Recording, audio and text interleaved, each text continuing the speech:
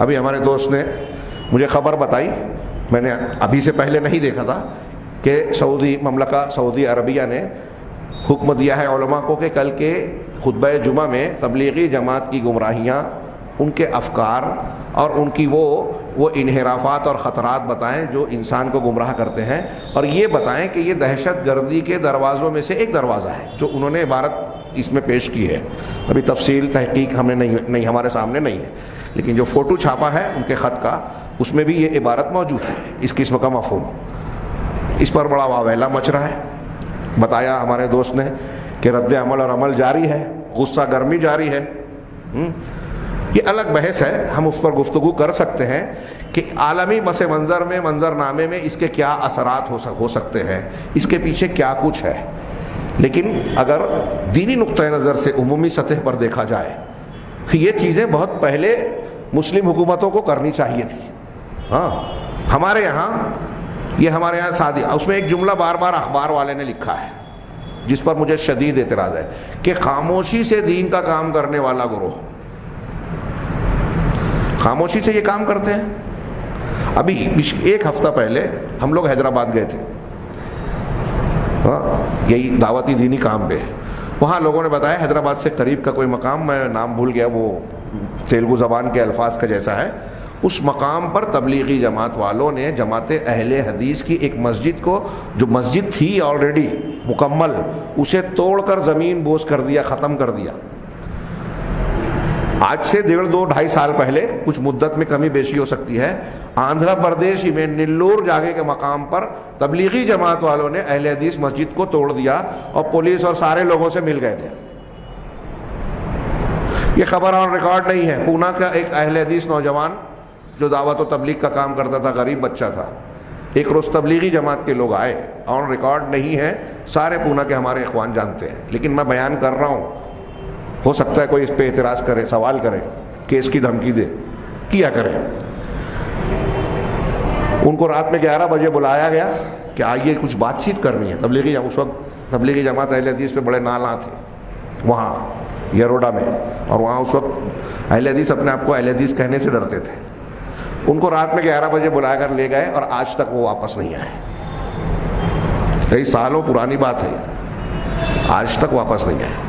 خاموشی سے دین کا کام کر رہے ہیں۔ 2 مسجدیں گرا دی، بلکہ واٹس ایپ پہ کچھ لوگوں نے تصویر ڈالی تھی کہ ایک طرف بابری مسجد کو گرانے والے، ایک طرف یہ آندھرا پردیش میں اہل حدیث مسجد کو گرانے والے۔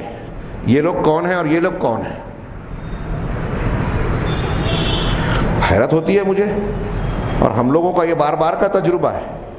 کئی مقامات پر ہم مسجد کی تعمیر کرنے گئے، جلگاؤں میں ایک مفتی بولتا ہے کہ ہندوؤں کا مندر چلے گا، اہل حدیث مسجد نہیں چلے گی، بننے نہیں دیں گے۔ جلگاؤں، مالیگاؤں شہر میں، جعفر نگر میں جب ہم لوگوں نے پہلی مرتبہ مسجد بنانے کے لیے کوشش کی، تو راتوں رات جس جگہ پر اہل حدیث مسجد تھی، وہاں سامنے محمد مسجد جو موجود ہے، جا کے دیکھیے گا، لوگ بھول جائیں گے، اور کل کے لوگ جو بیان کریں گے تو لوگ مانیں گے نہیں۔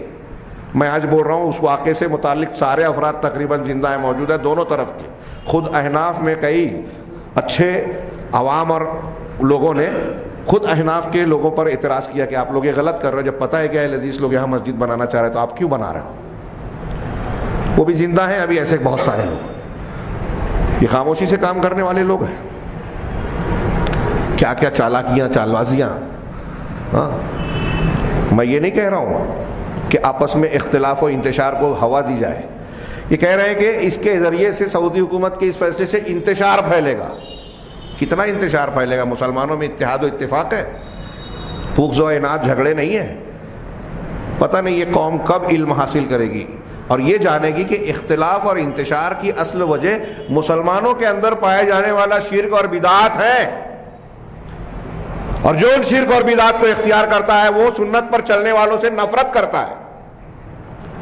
عمومی بات ہے ہر دور میں، اور علماء سلف خلف بڑے بڑے کبار علماء نے لکھا ہے، بدعتیوں کی پہچان ہے کہ اہل حدیث کو سے بغض رکھتے ہیں، برا بھلا کہتے ہیں، برے القاب سے نوازتے ہیں۔ شیخ عبد القادر جیلانی رحمہ اللہ نے لکھا غنیت الطالبین میں، اور ایسے کتنے آپ کو حوالے ملیں گے، اور ہمیشہ برے القاب سے پکارتے ہیں۔ جب بھی ان کو طاقت ملتی ہے اہل حق پر ظلم اور زیادتی کرتے ہیں، مسجد بنانے سے روکتے ہیں، اپنی مسجدوں سے بھگاتے ہیں۔ اپنی بدعات و خرافات کو بالجبر نافذ کرنے کی کوشش کرتے ہیں.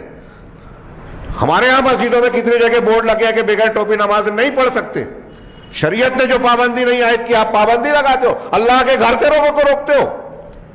خاموشی سے کام کر رہے ہیں. خیر اس پر تو گفتگو ہوگی, ما لہو اور ما علیہ, یہ خبر کیا ہے, اس کے نتائج کیا ہیں, اس کی بنیاد اور پس منظر کیا ہے.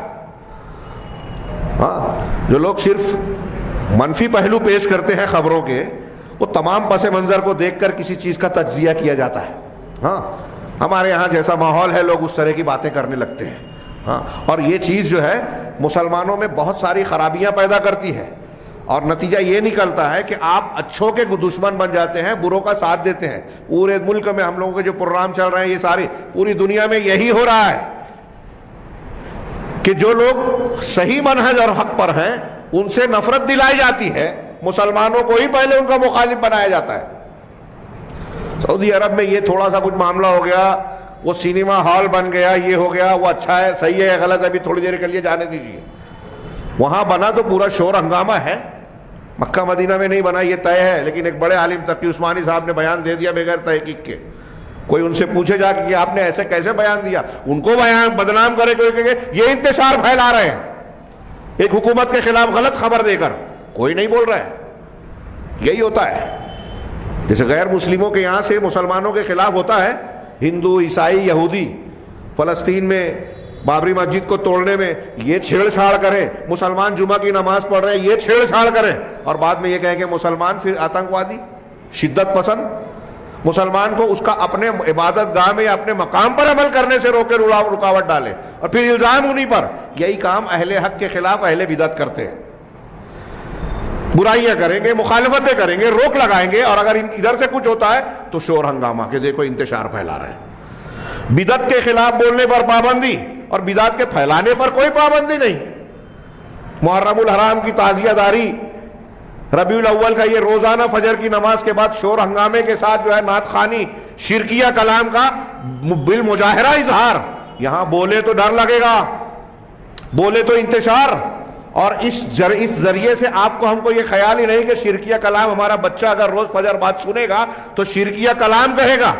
جیسے ہاں بہت سارے ہمارے اہل سنت کے بچے شیعوں کے بیچ رہتے رہتے علی کا پہلا نمبر بولنے لگتے ہیں اور سمجھتے ہیں کوئی بات ہی نہیں ہے. ان کا عقیدہ ہے شیعہ اور رافضیوں کا. بہت سے لوگ ہندوؤں کے بیچ رہتے رہتے ہندوؤں کی زبان بولنے لگتے ہیں, گنپتی بپا والی نعرے لگاتے ہیں کہ ان کے بچوں کے ساتھ کھیلتے کھیلتے یہی سنتے ہیں. ایسے ہی اہل بدعت کے بیچ میں رہ کر ہمارے بچے بدعت کرتے ہیں. اور جہاں حق کی آواز بلند کر کے آپ نے بدعت کا رد کیا تو جماعت اسلامی, تبلیغی جماعت, ہاں سحری کی اخبارات, یہ دیکھو انتشار پھیلا رہے ہیں. انتشار آپ نے پھیلایا ہے شرک اور بدعت سے. تو جو شرک اور بدعت کا رد کر رہا ہے وہ انتشار کی جڑوں کو کاٹ رہا ہے. فی نفسہ ہی اس کا سیاسی منظرنامے میں کیا ہوتا ہے ابھی ایک دوسری بحث ہے, لیکن بدعت اور بدعت کے لوگوں, بدعتی لوگوں کو ظاہر کرنا, لوگوں کو متنبہ کرنا شریعت کا فریضہ ہے. میرے بھائیوں سن لیجیے, سعودی حکومت نے جو کیا ہے نا, کہ غلط کو غلط بتاؤ, گمراہیوں کو ظاہر کرو, لوگ دھوکہ کھا رہے ہیں تو بیان کرو. یہ تبلیغی جماعت کا معاملہ میں نے کئی مرتبہ بتایا کہ تصوف کے حوالے سے جو ان کے واقعات بیان کیے گئے, وحدت الوجود کا شرک اور کفر پھیلا رہے ہیں. ایک بزرگ ایسے تھے, یہاں بھی ہے, آسمان پہ بھی ہے, ان کے اوپر شریعت نہیں ہے, رسول کی کیا ضرورت ہے, ہم ڈائریکٹ اللہ سے سن لیں گے. اس قسم کے واقعات میں نتیجے کے طور پر بیان کرتے ہیں جو صریح شرکیہ باتیں, کفریہ باتیں, رسول کی بے عزتی کی باتیں ہیں. ان کے تبلیغی نصاب میں موجود ہے ایسے واقعات. اب اسے ہم بیان کریں تو انتشار, ناراضگی, غلط کام. ہم ان کے دشمن نہیں ہیں. اگر کوئی شرک کر رہا ہے, کوئی کفر کر رہا ہے, اور میں اگر کہہ رہا ہوں یا کوئی کہہ رہا ہے کہ یہ تم شرک کر رہے ہو, یہ دشمنی نہیں ہے, دوستی ہے. اللہ کے نبی صلی اللہ علیہ وسلم نے یہی کیا پورے مکہ کے ساتھ, پوری دنیا کے ساتھ, کہ شرک اور کفر سے نکل جاؤ, کمر پکڑ پکڑ کے میں تمہیں روک رہا ہوں. کفار مکہ نے, سرداران قریش نے اپنا دشمن سمجھا رسول اللہ صلی اللہ علیہ وسلم کو. کیا رسول اللہ صلی اللہ علیہ وسلم دشمن تھے؟ رحمت للعالمین تھے. ان کو بھی جہنم سے بچانے کی کوشش کرتے رہے. تو اگر کوئی کہہ رہا ہے نا کہ یہ شرک اور کفر ہے, اگر ہم کہہ رہے ہیں کہ تبلیغی جماعت, تبلیغی نصاب میں بہت ساری خامیاں ہیں, تو یہ سعودی حکومت نے جو کیا ہے یہ پہلے آدمی نہیں ہے. خود دیوبندی حضرات میں جو بڑے بڑے علماء کرام ہیں, قابل عزت, ہم سب کی عزت کرتے ہیں, ان کے ایسے بیانات آن ریکارڈ موجود ہیں جو بیان کرتے ہیں کہ اس میں بہت ساری ایسی چیزیں ہیں جو صحیح نہیں ہیں، اسی لیے اس کے بعد کے ایڈیشن میں پہلے کے ایڈیشن کی کئی چیزیں کٹ کی گئی ہیں، اس کے باوجود بہت ساری غلطیاں ہیں۔ ان کے یہاں کچھ لوگوں کا یہ اصرار رہا ہے کہ اس میں تبدیلیاں کی جائے، اس کو بہتر بنایا جائے، اور اسی بنیاد پر سعودی میں جب یہ جانکاری ہوئی تو بہت سالوں سے وہاں تبلیغی نصاب پر پابندی ہے، اگر یہ جاتے بھی تھی تو ریاض الصالحین پڑھتے تھے۔ کیوں؟ اس وقت اعتراض نہیں کیا علماء کرام کا اور بڑے بڑے کبار علماء کا بیان دیکھ لیجئے کہ یہ جو اس میں جو چیزیں بیان کی گئی ہے باقاعدہ کتابیں موجود ہیں، ان کی کیا کیا گمراہیاں ہیں، کچھ آج کی نہیں ہیں۔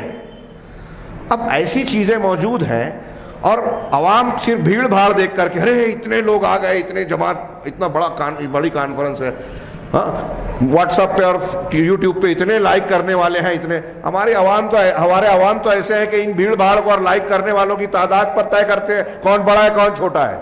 یہ جہالت کی انتہا ہے۔